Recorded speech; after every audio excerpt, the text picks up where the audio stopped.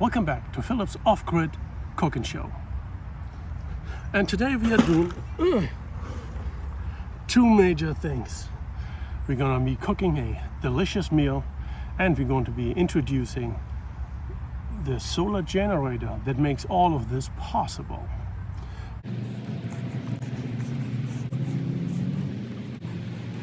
On the table, I found a table.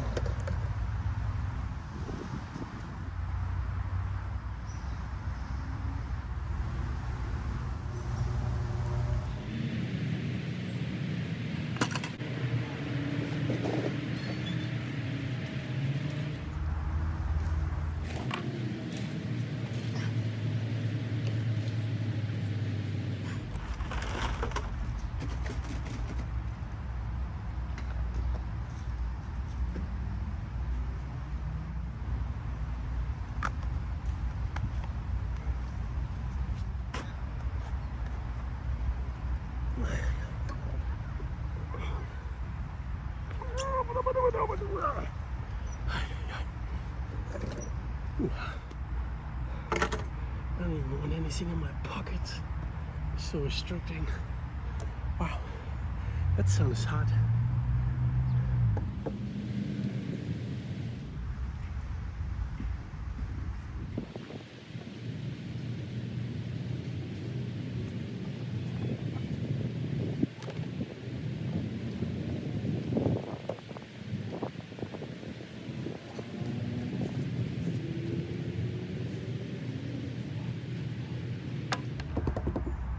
Welcome back to Philip's Off-Grid Cooking Show. But first, as you have seen, I've placed a solar panel on the ground. It's in full sun, not exactly at a good angle, but I think it's just past high noon. I think that should be fine. Additionally, we have our cable right here. There's an adapter that connects over there somewhere, and then an extension, and this is an XT60 connector, and that goes straight into the solar generator. This is an older model. I have been owning this for like a year and a half or something like this. It's an EcoFlow brand. This one is called Delta, specifically Delta 1300. And let's see, it should be at 100%. Doesn't say anything on there. Can you even see the display? I can't see it on the camera. It says 100% on here for now. And now we are going to plug our extension cord in. Let's go a little bit back again. Right here on the side, it's a little opening. This center port is to plug into the regular wall outlet. And this one here is, it's a 65 volt 10 amps max, which is good for the solar panel that we have on the ground. You just plug this right in here. Okay, and what does it say now? It doesn't say exactly the same thing that it said before. It's fully charged, so we wouldn't know what the solar panel is doing for us. Luckily for us, we are running a cooking show. So what I'm doing is, I'm having a little 3-foot extension cord.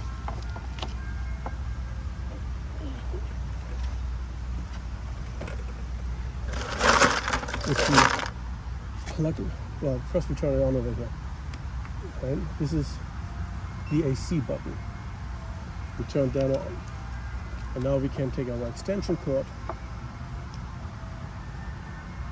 and then plug it into one of these outlets. They're all rated for 20 amps. At 110 volts, so each one of these by themselves can supply power to any device that you would power in a home.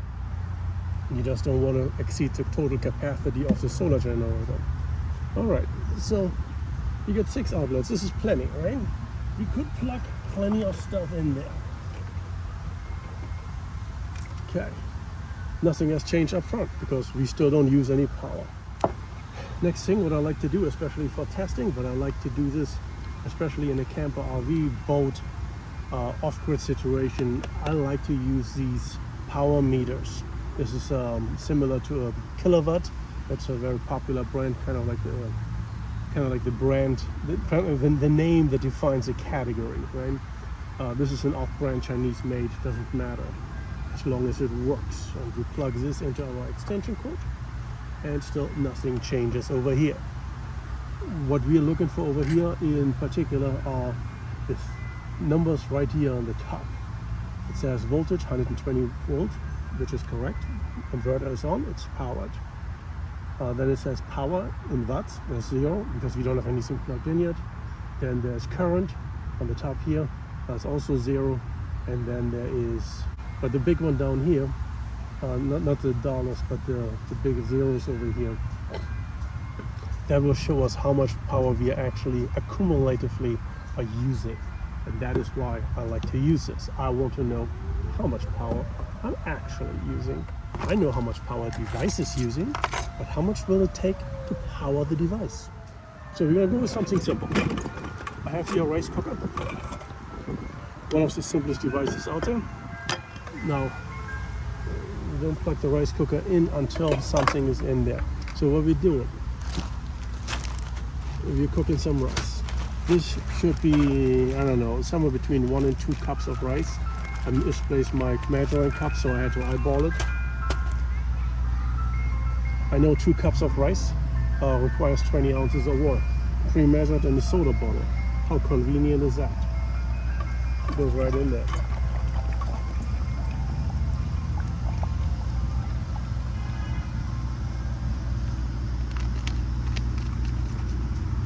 We hold on to the bottle. This is our measuring cup for the future. Okay, now we can plug the rice cooker in.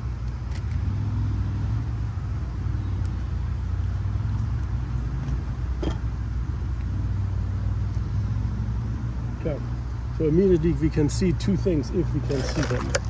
And the 2 things are, here on the solar generator, it tells me we are using 35 watts down here. I hope you can see that. And on the watt meter over here, it tells me in this corner we are using 35 watts. And down here in this one, this is the accumulated one, right? So it's 0.00027 watts so far. Anyway, so far our rice cooker is in the warm setting, and that's gonna change right now. Let's turn it off again so you can better watch it. Okay. So you can watch this number at 35 and this number at 35. See what happens when I turn it on, the rice cooker, to cook. It all of a sudden is 291 over here, it's 291 over here. Perfect. That's exactly what we want. Now the solar panel still did not give us any energy because the solar generator is still full. So nothing has come out yet really. Nothing needs to go in. Alright, now that the rice cooker is on, first thing we do is we stick in our rice. There you go. All of my rice goes in there. Beautiful. Next we're having a little bit of adobo here because we want to season it, but we don't want to over season.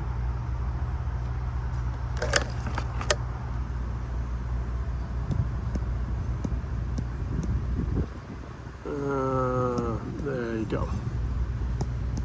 Yeah, there you go. That should be enough. We want to be generous with seasoning, but we want to not be so generous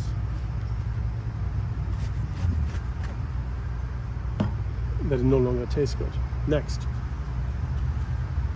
the water takes going to be some time before it comes to a boil, right? Once it starts boiling, that's when our 20 minutes or 25 minutes for rice cooking starts. So in the meantime, we want to do some other things. I've got some mushrooms here. They're already pre-sliced. Nothing needs to be done with those. Okay, all right. Here you see a pack of chicken. I've done some rubber gloves. Why do I have rubber gloves on? So I don't have to worry about contamination from food. I don't have to wash my hands. Look at Wow, this is just one chicken thigh? No, that's impossible. No, okay, there we go. All right, so we got 4 chicken thighs in here. And while this is heating, we're already putting the very first chicken thigh in. Skin down.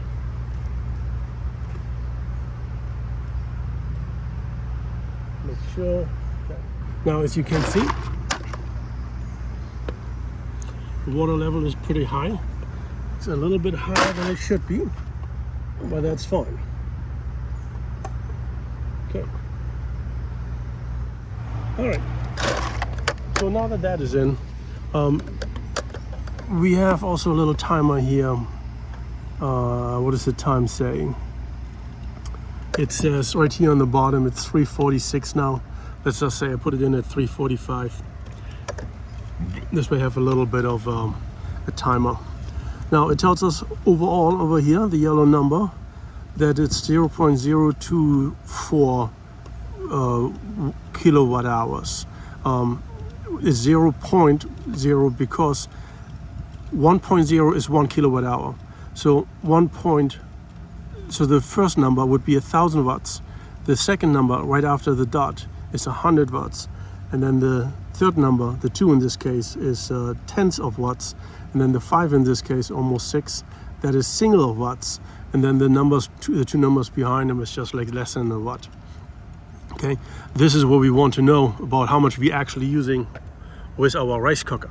Now I've got a sticker here, and the sticker says 290 watts, which is what it requires, right? So it just becomes a question of time that we're using it. What is our solar generator saying? Okay, it says still the same thing. It assumes it can run for 4 hours. Same wattage, right here, 292. And it's technically still not drawing anything from the solar panel. Once it gets depleted a little bit, that's when we have to double check on that. I get myself a bag of pre-cooked shrimp. Okay, well, we're struggling with our shrimp. Something else has developed. And that's right over here. Can you see it? I hope you can. All right. So we are pulling in 99 to 100 watts from the solar panel. That's the beauty. Now we are using 300 watts and we're only getting 100 back. But it's a start. As I was saying,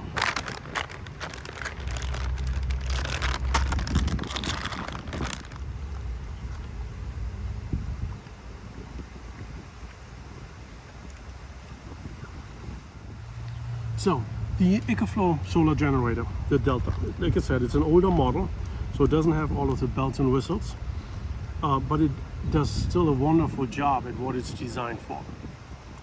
This particular one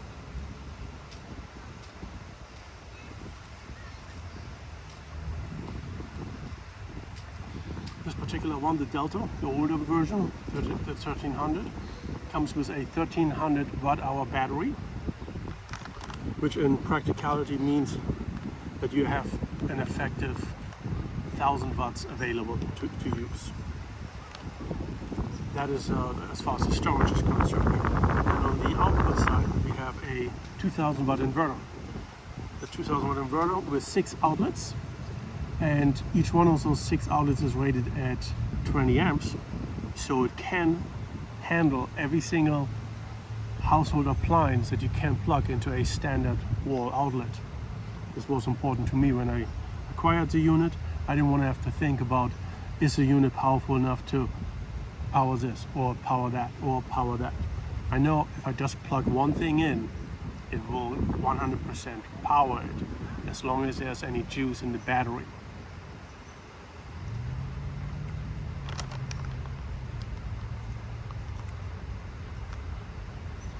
However, I can totally see how for other circumstances or other priorities, a unit with either a higher or lower output could be of advantage. So for me, 2,000 watts inverter output, golden. The other outputs that we have are USB outputs. They're right on the front. You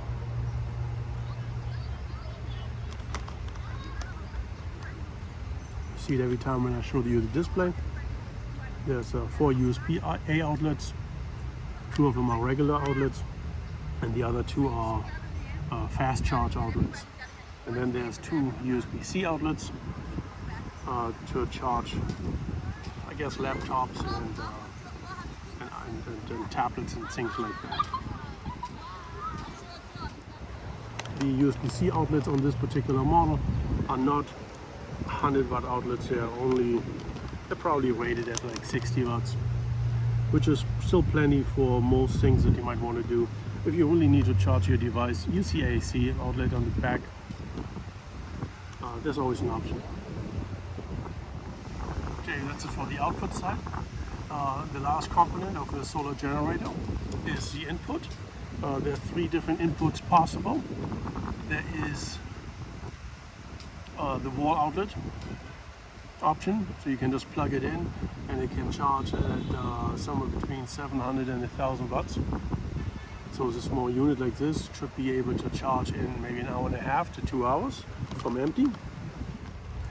The next option is the one that we're using right now. This is a solar panel.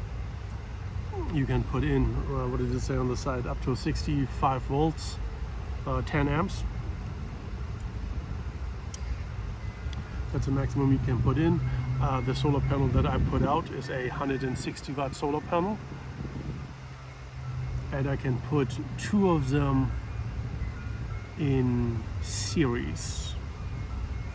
So I believe it's rated at 8 or 9 amps. So I can't put them parallel, but I can put 2 of them in series. This is a 12 volt panel, and a 12 volt panel generally has an output voltage of about 25 volts. So putting 2 of them in series brings up to 50 volts, which is under the 65 that I can put on. And 10 amps, well, if it's rated at actually 9 amps, by putting it in series, the current, the amps, remains the same because you're operating under higher voltage. That means in my case I can put up to 320 watts of solar onto the solar generator, which would be nice. Now considering that I'm getting right now only 100 watts, I would assume that my 2 panels would only get me 200 watts, which, while not ideal, is still better than nothing, right? The other last input is essentially a cigarette lighter adapter for the car. You can plug it in. However, it would probably take 24 hours to charge the unit from empty to full. The cigarette lighter outlet is a interesting option when you're on the move. When you have to be on the move and you can't get solar, you could probably wire a inverter to your vehicle battery, and when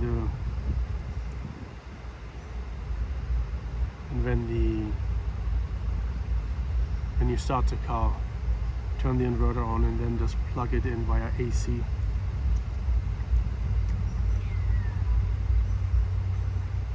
That would be a much faster way of charging it there on the move if you had to, but you would need that additional inverter. So most people are not going to do that.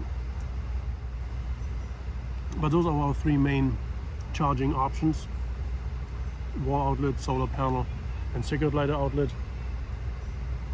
And I would say they are quite efficient at what they do. You know, each one taking the amount of time that they're required to take. Okay, those shrimp are delicious.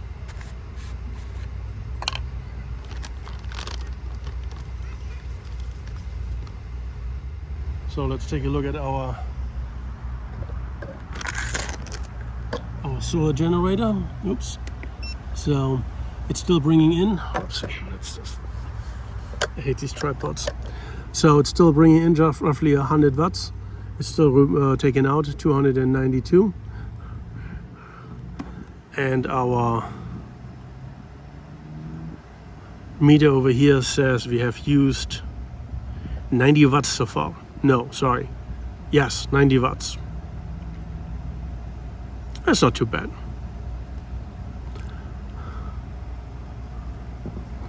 That's not too bad. Let's see what our pot is doing. Starting to get there, right? You can see it.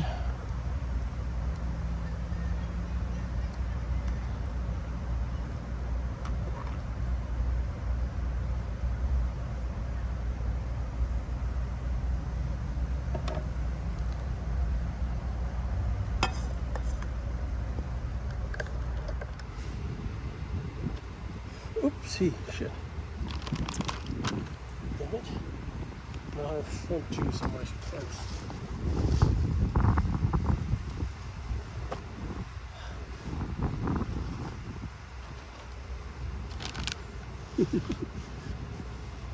That's what I get. I should have brought a bowl.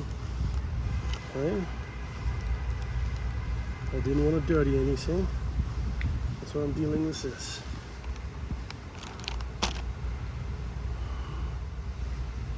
Funny. So what else is there to say about the solar generator? It's a really nice, reliable device. It's you can take it anywhere, right? This is awesome. I'm here at a picnic grounds. Essentially, it's part of the Hempstead Lake State Park, and you know, most people start up the barbecue. I'm a single guy here. It's inefficient for me to start up a barbecue. Buy a big bag of charcoal, and you can. It's not that easy. You can make rice on it anyway. So this is a wonderful way of having a little meal, camping without needing to bring any combustible fuel sources. If you come from home, you just take it back home, plug it back into the outlet at home, and start it up for next time, and you're good to go, right? You never have to worry about it. It's not light. The battery size kind of defines how heavy your unit is going to be. This one has a 1300 watt-hour battery, so it's going to be on the heavier side. But in comparison to old-fashioned lead-acid batteries, this one is definitely a lightweight. Now the battery that's inside is the chemistry is called NMC. It's not quite a lithium iron phosphate battery. This particular battery chemistry is popular with the smaller battery capacity units of solar generators, because you want something that is portable and lightweight, so everybody can use it. If it's too heavy, then you exclude certain people, anyone who can't carry it. So this particular chemistry is lighter than lithium iron phosphate, and that is why it's popular in these smaller models. Now, personally, I would have liked the lithium iron phosphate battery, and that's for one specific reason. The NMC chemistry has a life cycle range of 500 to 800, 500 to 1,000. Let's just say 500 to 1,000. It depends a little bit on how they advertise it, I guess. But they will tell you on the unit, right? And this particular one has a life cycle of 800. That means you can discharge it completely and recharge it 800 times. And at that moment, it's not useless, but at that moment the battery is at only 80% capacity. And generally in the industry, 80% capacity is considered obsolete, right? Lithium iron phosphate, on the other hand, generally has a life cycle range between, again, it depends a little bit on the manufacturer, somewhere between 3,000 and 7,000. The number that you will hear probably most often is 3,500 cycles. And at 3,500 cycles, you can literally run this solar generator completely empty and recharge it once every single day. That means you get 10 years out of it. That would be awesome. At the chemistry that I'm having right now, with 800 cycles, I would still get 2 years and 2 months out of it. at which point I might discover that I actually want to upgrade to a bigger model anyway. So it's not necessarily a loss, but for only a few dollars extra, you can get 4 times the life cycles, and that is totally worth it. Now, if it's your very first unit that you're getting something a little bit smaller, maybe even with an NMC battery, is not a bad thing. It helps you to figure out what, because it's also cheaper, right? Let's be honest. The smaller unit and the smaller battery capacity, it makes it cheaper in the end. So if it's your very first unit, get something just to get comfortable with it, right? That you know you can use, but doesn't necessarily do everything. And then, you use it for a year or 2 or 3, and then you can better tell how much you really want, what you really want, and also say what you're really willing to pay for it. Speaking of pay, the price for solar generators, again, it comes really down to the battery size, and everything is based on battery and inverter. Those are the 2 main components really that define the price in the end. So this unit in particular was about $1,100-$1,200. I bought it in a bundle with 2 solar panels, like I said, almost 2 years ago. So I paid like $1,500, including shipping, and it's great. I think I really love it. It does the job, right? In the meantime, my rice is cooking, and so is the chicken, and our solar generator is still producing roughly 100 watts from solar, and it's expanding 300. Now I'm going to drape my shirt over it because I don't want the sun to directly shine on it. Okay? You can also see instead of 4 hours, it says 6 hours now. It is recognizing that there's 100 watts of solar coming in, and that there's more time available if it remains constant. Yeah, that is that. That's the EcoFlow solar generator, the Delta 1300. It's an older model, like I said.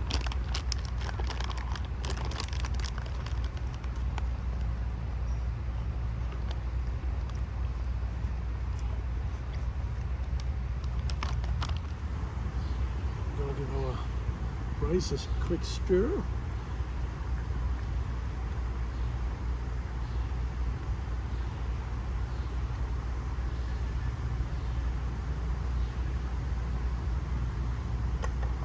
And we also want to put some more adobo in there.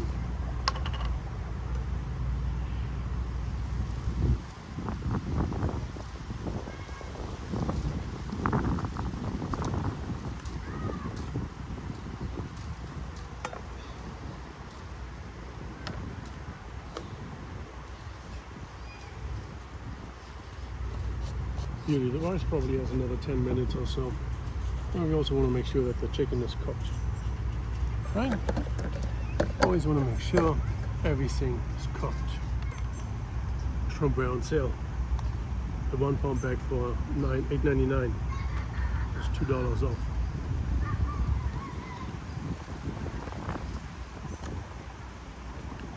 Good deal. That was frozen. Oh, I'm done with the shrimp. Yeah, look at all the bones that I have over here. All that goes right back into the bag. Yep. I got the juice in there. Normally the pot is kind of full, but otherwise I would just pour that juice from the shrimp right into the pot. There's no need to. Now we still have our mushrooms here. Actually, I want to test how good the rice is. The rice, for all I know, the rice might be cooked. All we're doing here right now is evaporating liquid.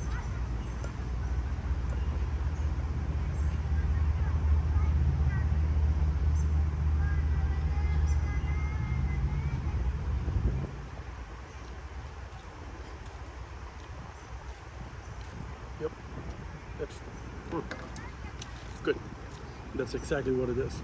We're just evaporating liquid right now. I guess it wasn't a full 2 cups of rice. Now, I do like a little bit of liquid on the bottom of the pot for my rice, yeah, especially when you season it. So the big question is,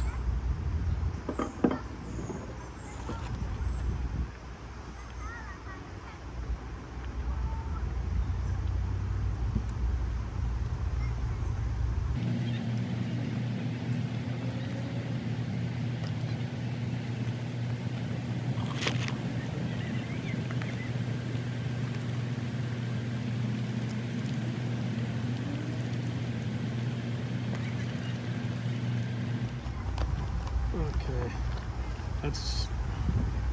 that's gonna be a full pot over here. That's gonna be a full pot. So we're gonna go another 5 minutes. Let me show you real quick. Okay, so this is what the pot looks like with the mushrooms in. Rice is cooked. I guess the chicken would be cooked by now. And this is what we have been using over here. So we're still, of course, drawing over 292 watts. Accumulated watts here, it's 188 watt hours. So we're gonna go another 5 minutes. Over here the time says 4:21. When that's 4:25, that's when we're done cooking.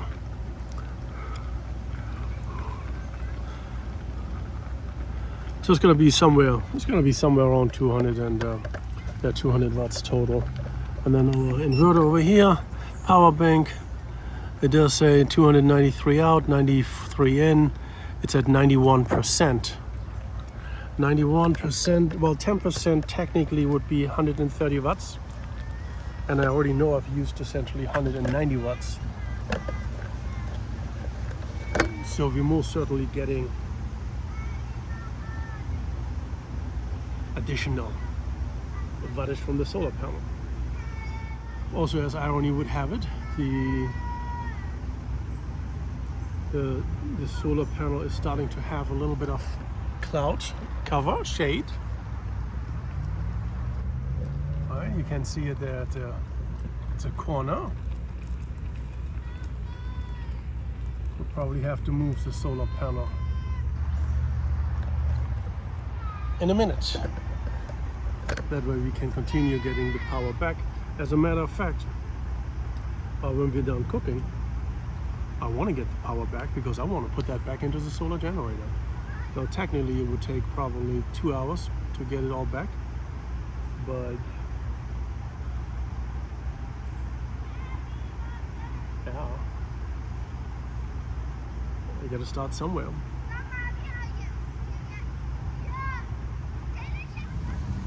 Yeah, okay. So, okay, this is interesting.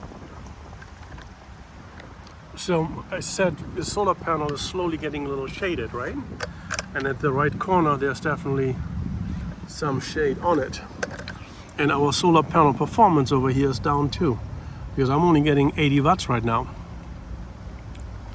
So it depends on the amount of shade on that last section. Now it's back to, no, it's 80, 79, 77, yeah. So it's definitely down. So let's move the panel.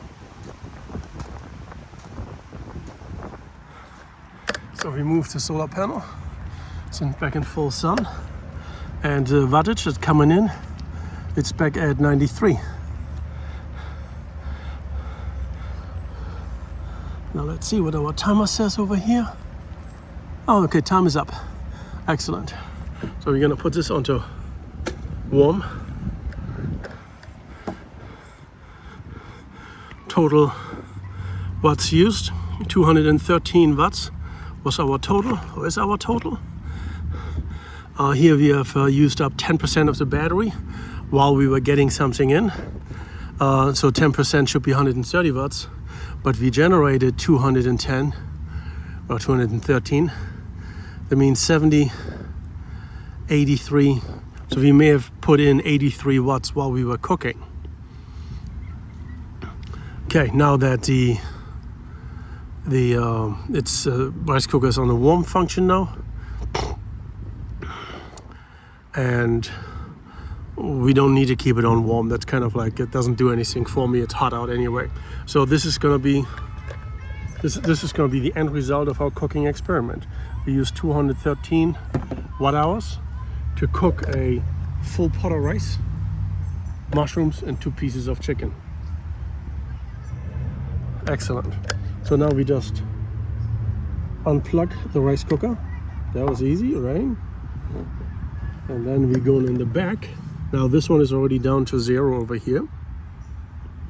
And then we're going into the back, turn the inverter off. That was the inverter. And then unplug the cable. So now the only thing that remains is either the front DC panel that's on,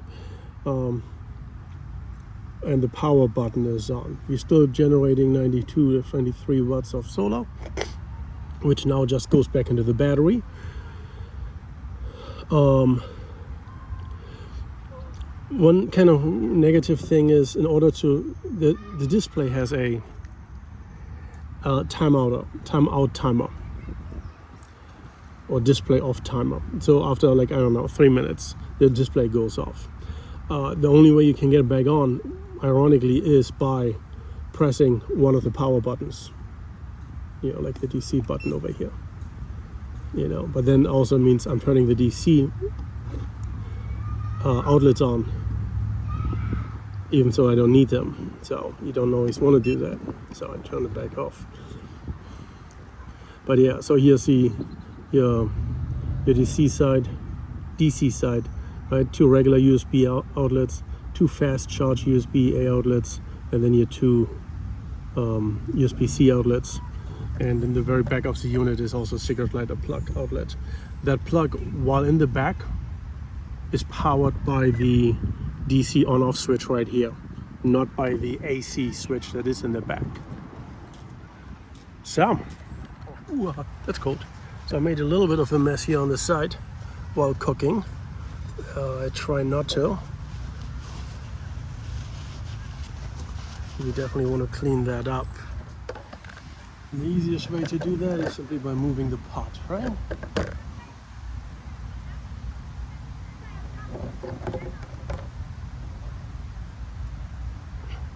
In this case, the entire rice cooker. Now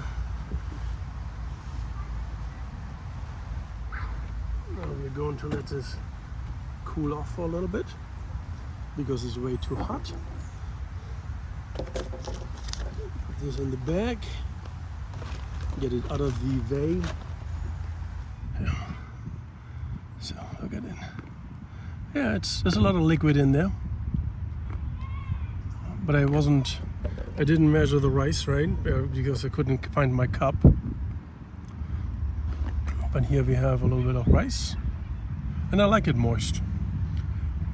A little bit of mushroom. Yeah, there's another piece of mushroom.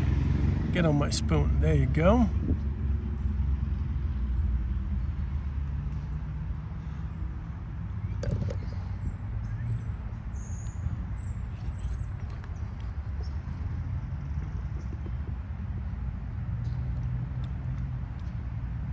Mushroom is cooked.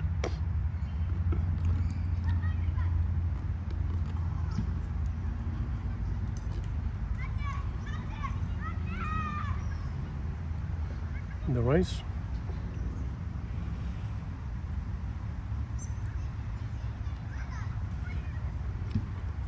It's cooked.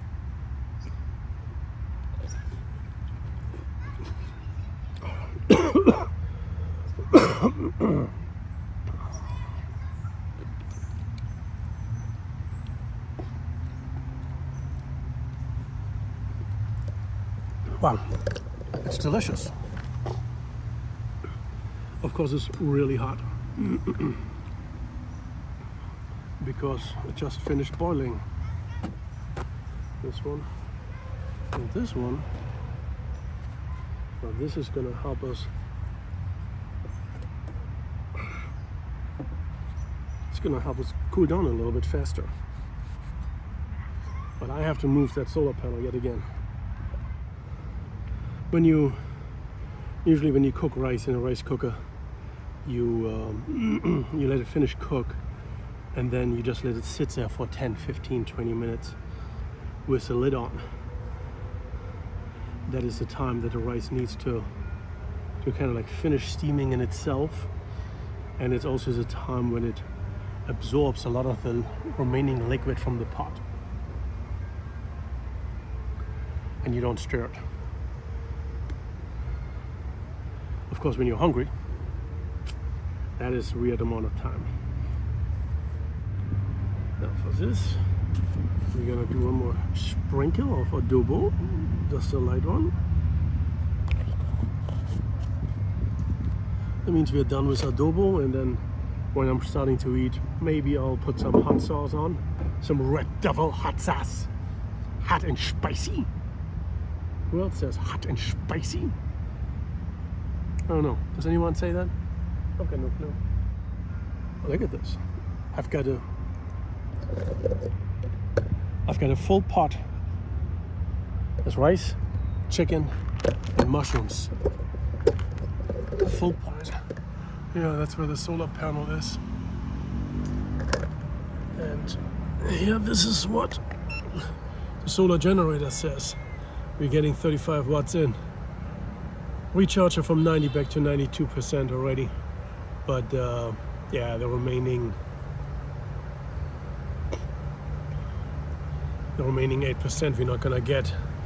Not today.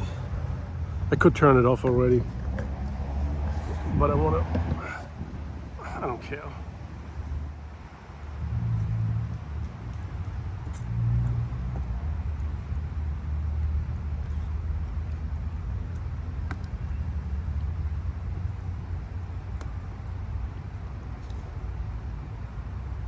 Believe it or not, I had actually wanted to go to the beach today. 95 degrees was in the forecast. I was thinking, go to work early, then finish a little early, go shopping, essentially the same food that I've been having now. And then, drive to the beach already early in the morning, 5 o'clock or so. Crash there, go a little swimming, and then cook a meal. I don't know, somehow I was out of it last night. I just couldn't get myself together. I finally took a shower at like almost 1 in the morning.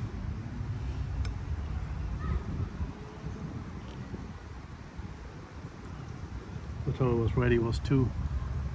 And at that point I said, what the hell was that? There's no point in going to work now.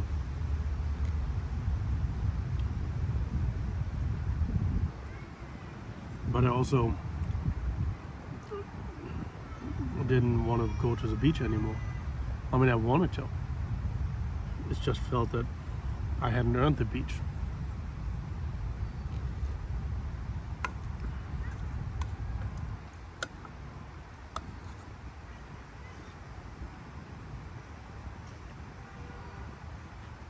So I got frustrated. I had 3-4 beers instead. In the bed at, 5 o'clock. And then when I woke up at 11-ish today, felt like shit. I guess drinking is no longer my thing.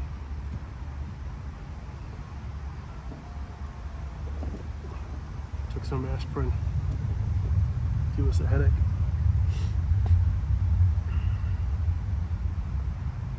But I also knew I needed to get something to eat for the day.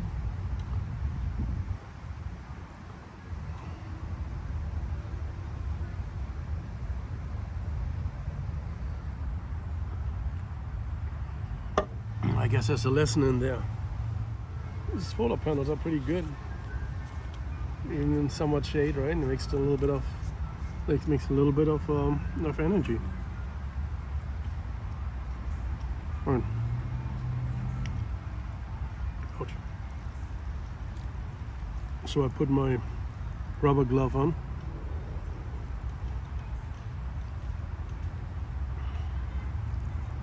Ouch.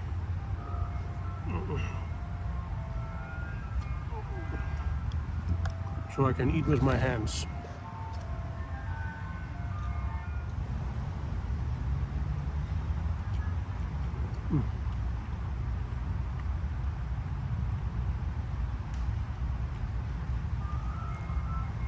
Now some people don't like this.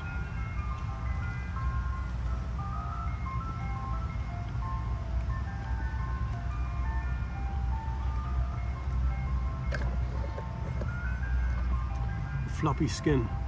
Oh, it's gotta be crispy. This is gross. Oh,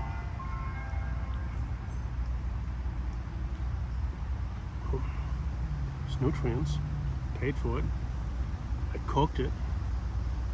Why wouldn't I eat it?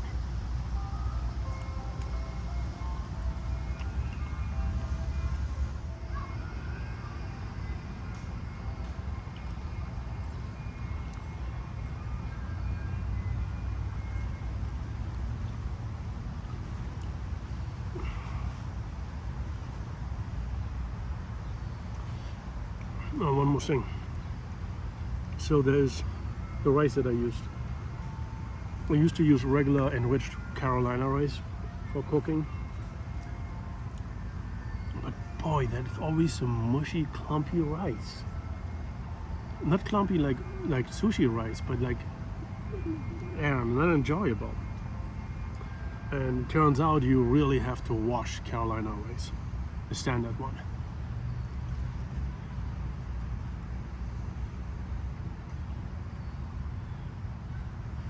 But for me, washing rice is just not a good thing to do. There's two reasons. First one is, in order to have white rice, they grind away the husk and holes and everything, right? The bran, whatever, all of the outer parts of the rice kernel, so that only the white part is being left behind. However, go away, you flies. However, most of the nutrients are on that outside part that's getting ground away. That's why brown rice is so healthy, right?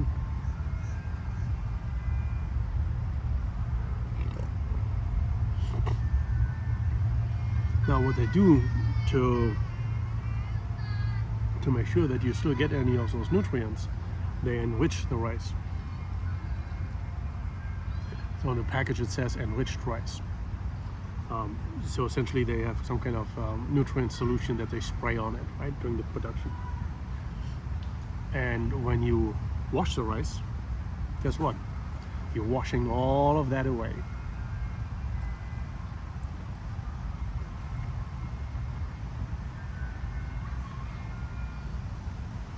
So it's kind of counterproductive.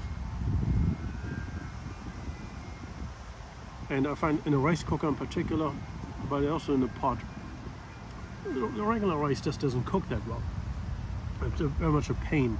Like the rice cooker never turns off automatically because the rice is done. The rice always burns first. Burns on the bottom and then is still mushy above. So what I'm using instead is I'm still using Carolina rice, but I'm using hard-boiled rice. Hard-boiled rice is essentially, I think it's essentially partially pre-cooked somehow, I don't know. But in the end of the day, you put that in a pot with the correct amount of water, you have nice fluffy rice. And that's what we want.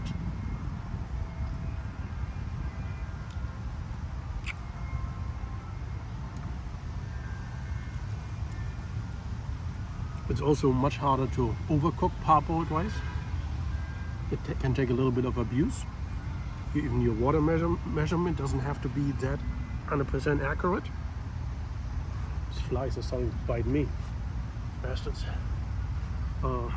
So parboiled rice has lots of advantages. Main one, I guess, comes out nicer and I don't have to wash it.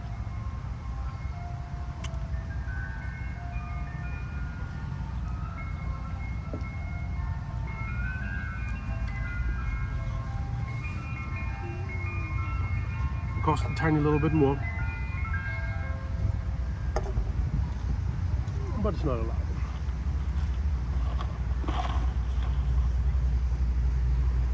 Like seriously, it's not a lot. It's not a lot of extra money.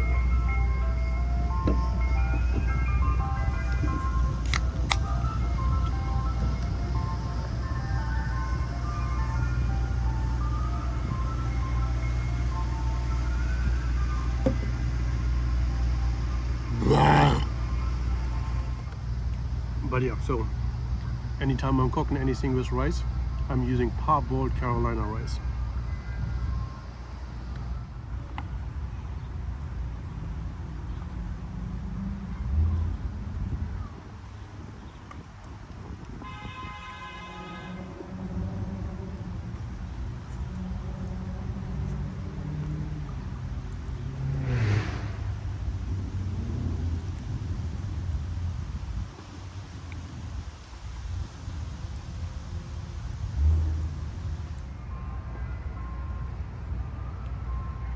And now I'm once again thirsty.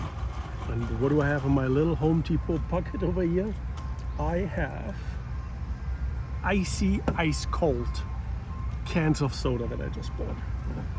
I could have put some cerveza in there, but I didn't want to drink. I had a couple of beers last night.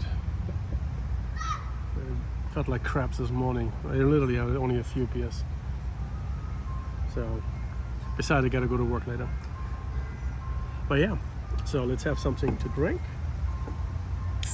in celebration. Salute, cheers, zdravia, skål.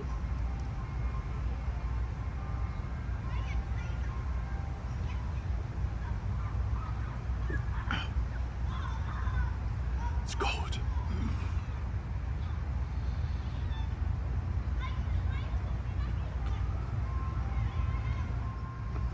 So yeah, well, what else do you want me to tell you?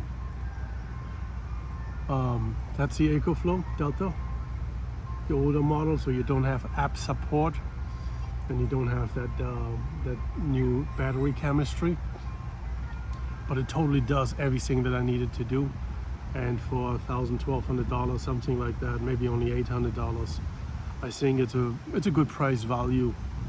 It's, you know, it's an entry model. Of course, most people those days, you're not gonna, I'm not even sure if you can still get it on the website. It's most certainly gonna be phased out. So if you can't find the Delta, find the Delta 2. It's the same unit with an upgraded battery. And then as far as our meal is concerned, 213 watt hours from a regular room temperature water to finished meal.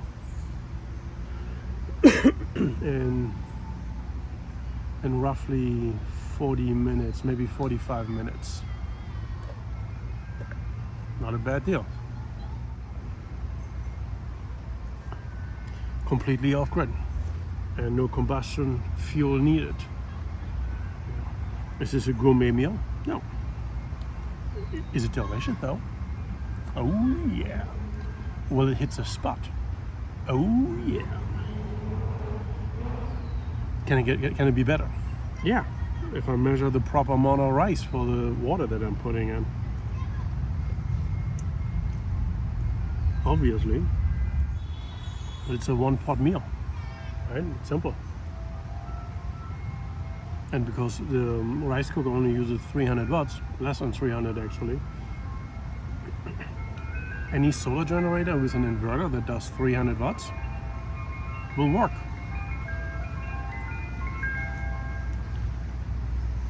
Of course, the battery needs to have also 300 watts capacity.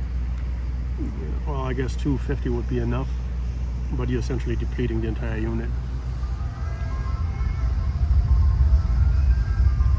Now, sometimes what I do, and I definitely forgot about it this time, I have 4 chicken breasts.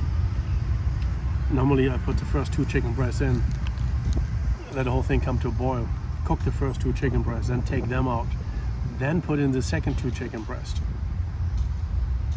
with the rice, and then let that cook. That means I would have 4 chicken breasts. That also means the rice, the water in the rice, the rice water when I cook the chicken breast, would have all of the chicken flavor, which makes the rice even more tasty, right? I would have to, don't fly, go away. So the rice would have all the chicken flavor, you know, the fat that renders out of the skin, all the good stuff. It's essentially like using chicken stock, right? Only there's fat in it as well, but then you're supposed to be using, I don't know what it says on the bag, 1 or 2 tablespoons of butter or oil when you cook your rice. So in this case, you will get it from the skin, from the chicken, right? So you don't have to add anything extra to it. Some extra seasoning. I use adobo. It has an interesting flavor. You can just use salt and pepper. That's good enough too. And then if you really feel like it, put some hot sauce on. Now, the rice cooker that I've used here is a 6-cup capacity rice cooker. That is 6 cups cooked. And for what I like to do, is actually a little bit too small. I want to get a 10-cup rice cooker, because in particular, if I want to make food for 2 or 3 days, then I need a bigger capacity, especially when I put more chicken in there. So a 10-cup rice cooker would probably, maybe I could put 3, maybe even all 4 chicken breasts in. I don't know. I'll have to test it out when I get it. I've seen it already online. Same wattage. It's also rated at 300 watts.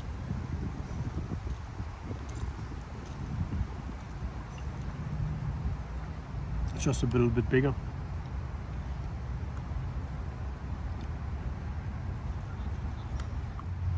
So, I can smell a barbecue grill.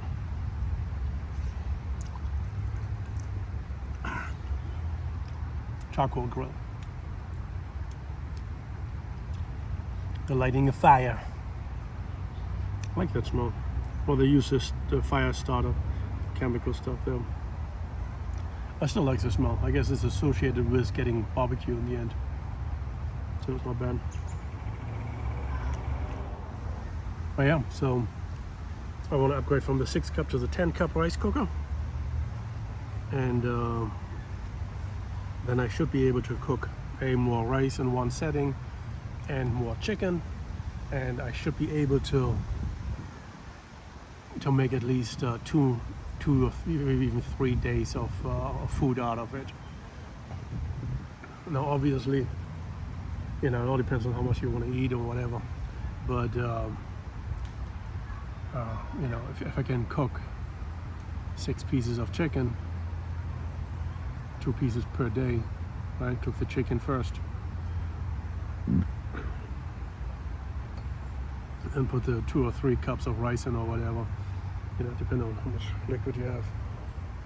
2, 3, 4 cups of rice. And then cook the rice, and then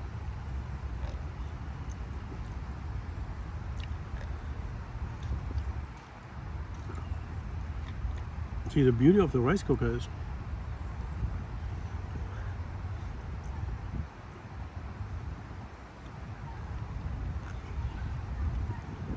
like in this particular case, right? Because I put the rice and the chicken in at the same time. The 213 watts that I used cooked 2 cups of rice. It cooked 2 chicken thighs, and it cooked a whole 8-ounce package of mushrooms. Now granted, mushrooms don't take a whole lot of time to cook, but it's the same amount of energy. Cook me 3 different items, right? Normally I have to either cook them separately or consecutively or so.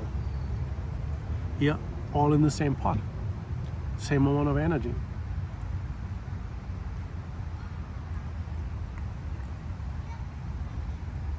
So that's super efficient.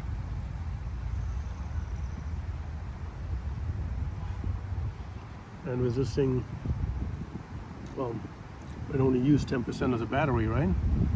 So, yeah, that solar panel shaded again already.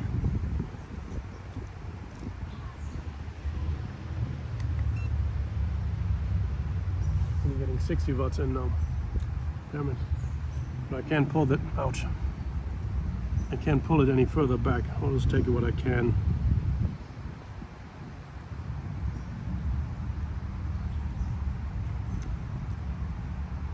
Yeah, 1 pot meals. I could even have, if I had wanted to, I could have started out with cold water, put 6 eggs into the water, you know, bring that to a boil first. You know, by the time, boil it for 1 minute, take them out of the water, and then put the chicken and the rice in. In that case, I would have cooked eggs as well, right? Same water, same energy. So a little pot is good. I think that the bigger pot uses the same amount of energy. It probably takes longer to get to temperature, but once it's at temperature, it should be the same cooking time.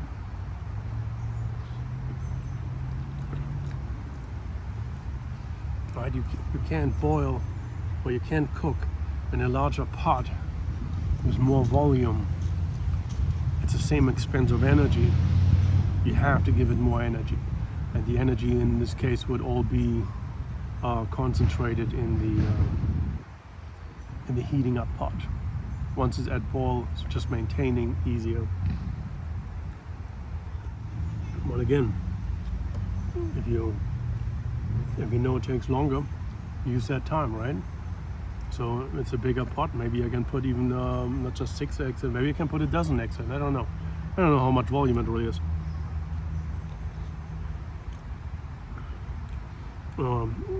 Maybe I can also put in a different vegetable at the same time. You know, a vegetable that takes longer to cook.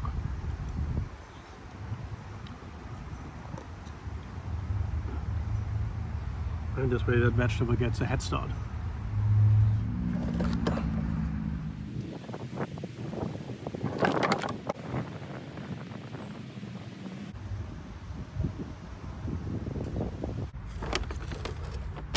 This bag is my garbage bag. This goes in there, this goes in there, this goes in there.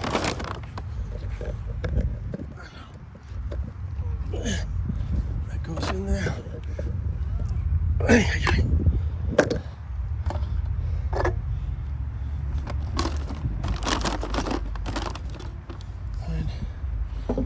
this one goes in there too. This one goes over here.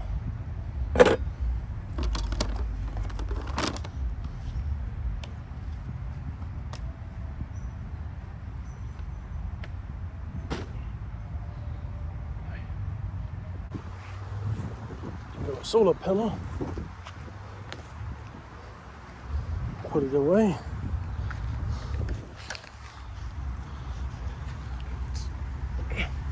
Fold it once. Fold it twice.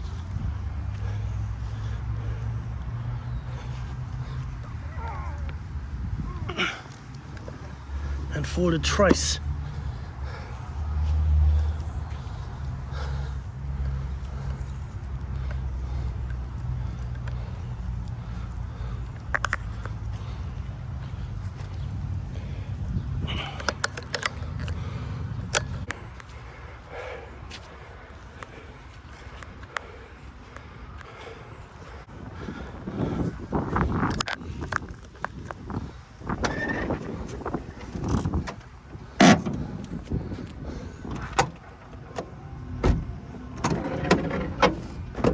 Oops. That's the pillow.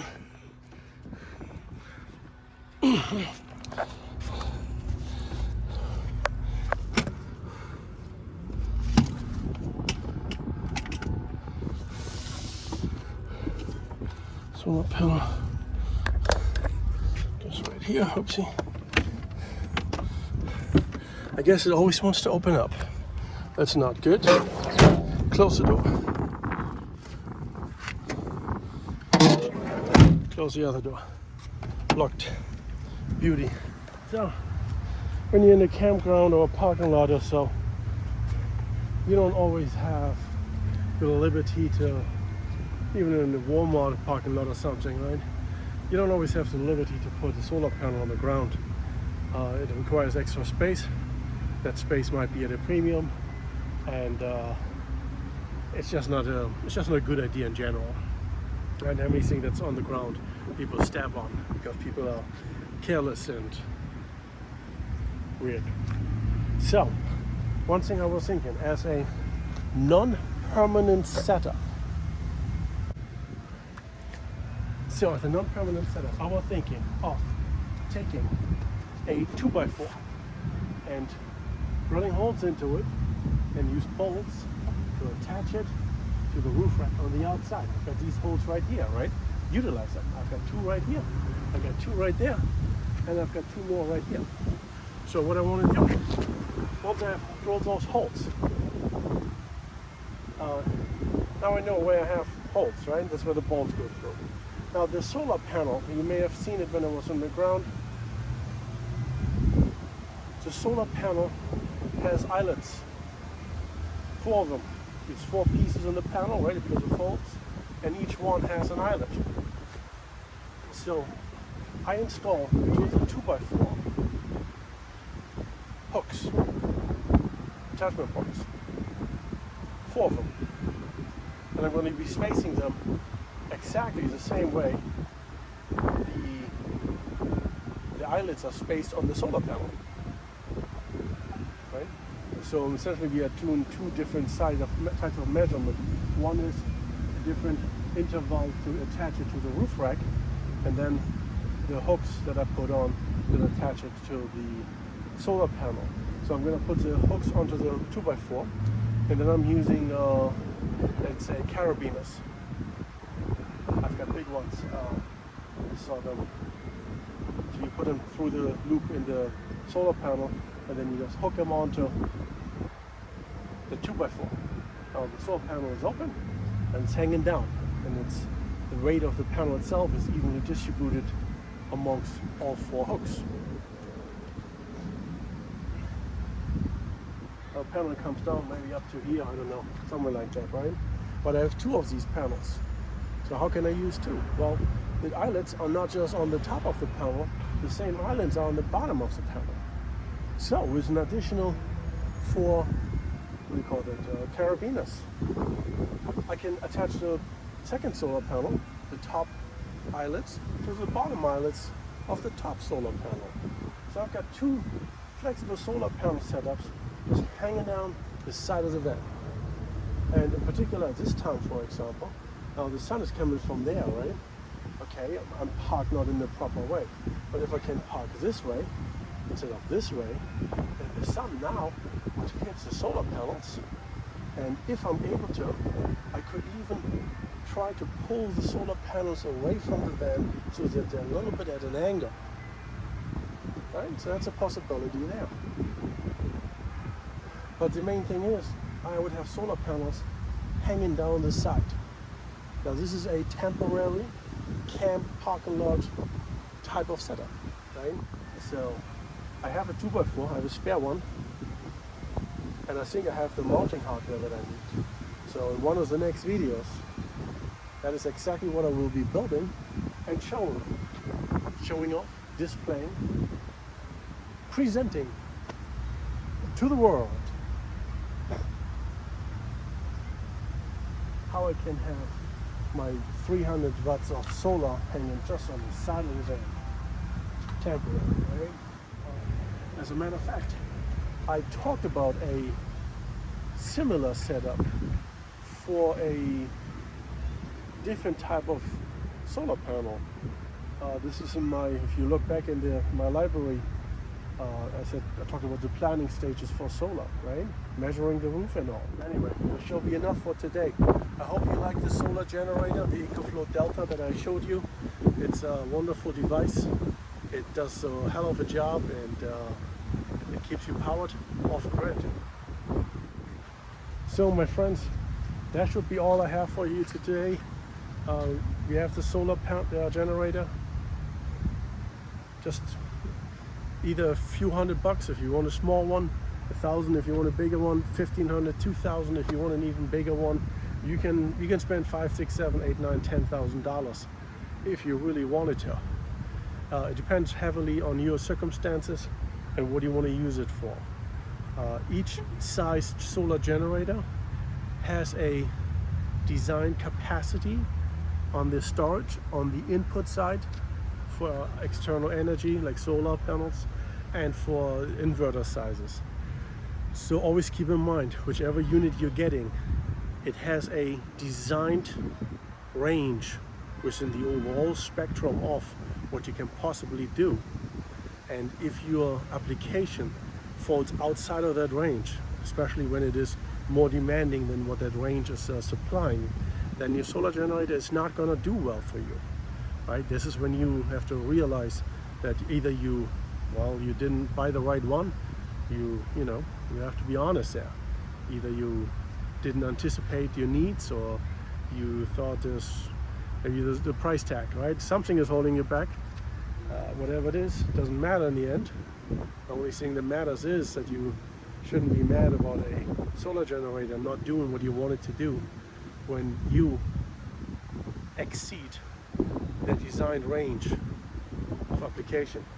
Okay, so every device can use improvements, and in this grand context, we as individuals can also use improvement, honesty, accountability, right?